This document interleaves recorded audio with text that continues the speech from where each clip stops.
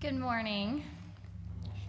My name is Lauren Gilbert, and for the next month, I will be a senior at Henry Clay High School. And then after that, I begin the exciting journey of freshman year at Transylvania University. And to say that I'm here is crazy, and I've been anticipating this moment standing up here in front of all of you all for as long as I can remember.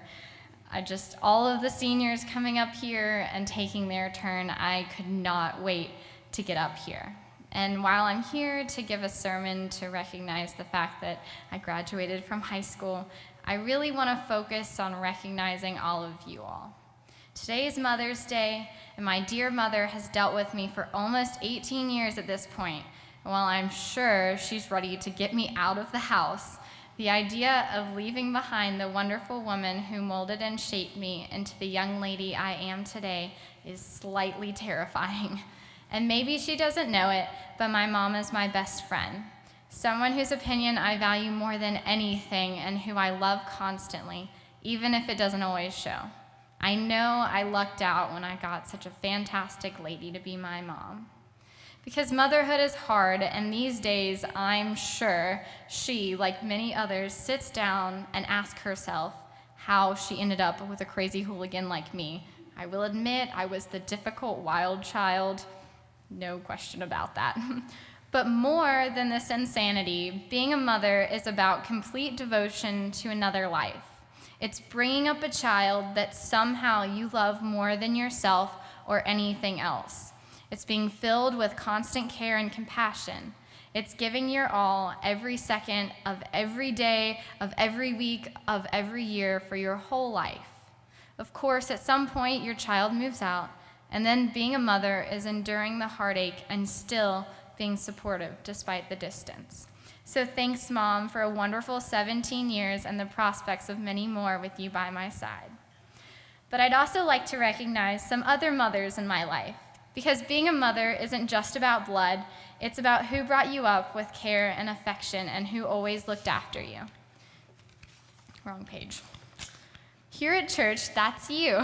The congregation has been like parents and grandparents to me, the youth like my siblings. At Second, I found another family. This church family has stood by me through every major life event that I've experienced thus far. I was baptized right over there, too young to truly understand the impact such an event would have on my life.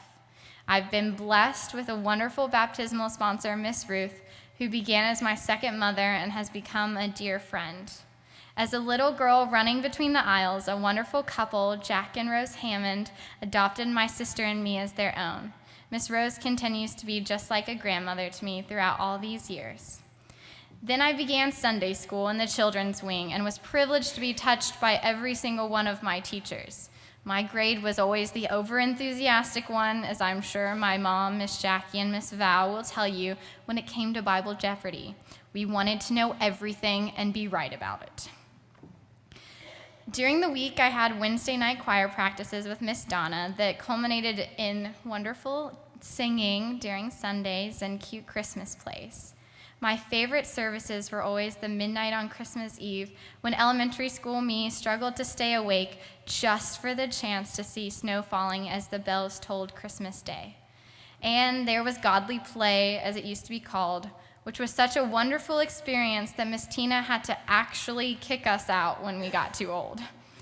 At that point, I made the transition downstairs to find a group of fellow youth that would become my best friends and my support system for the coming years. Thanks to youth group gatherings, I found another set of wonderful parents in the Dixons and the Garretts. Lynn and Nancy also joined this surrogate family within the youth group. Lynn especially has always been there as a mentor, a role model, and a fantastic friend as she walked the path to graduation with me for her own MBA. On the worn blue couches of the youth room, my wonderful teachers and a plethora of youth leaders challenged me as a Christian, as a person, and as a part of the greater humanity.